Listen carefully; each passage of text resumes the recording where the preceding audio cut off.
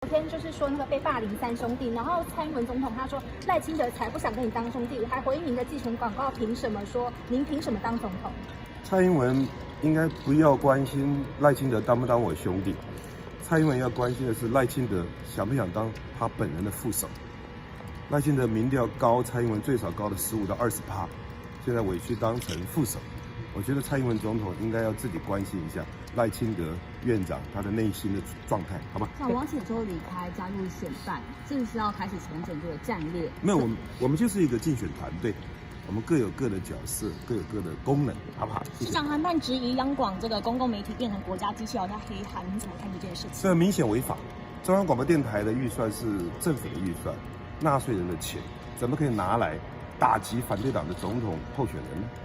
这已经不是光这个其他类似一些道德问题，或者一些风气的问题，这明显违法的行为。所以我觉得台北地检署应该立刻立案调查。如果用政府的预算作为政党斗争的工具，来买通网军或者买通广告来打击，这是违法。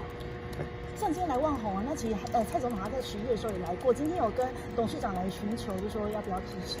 没有，这个是我们张善政院长的安排，还有包括数位政府的概念。来，我们请张院长，好吧？谢谢。市长是不是其实昨天稍微等一下，让我们张院长先讲。谢谢。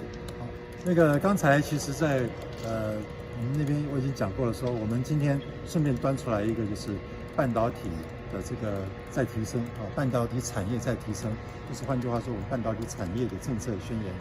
其实这个已经在我们的经济政策里面。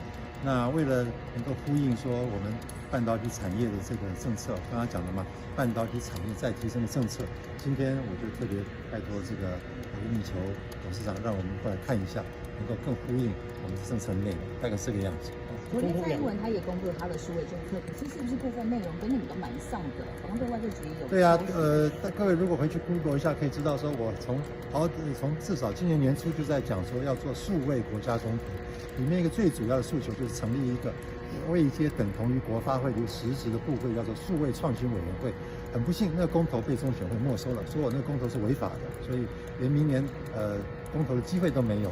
但是这个实质内容要成立一个跨部会的数位创新委员会来协调政府整个数位转型的步调，这个观念呢，他昨天讲说要成立数位发展部，对不对？我想是不是抄袭？各位自己看了就知道了。又是抄袭，又是抄袭。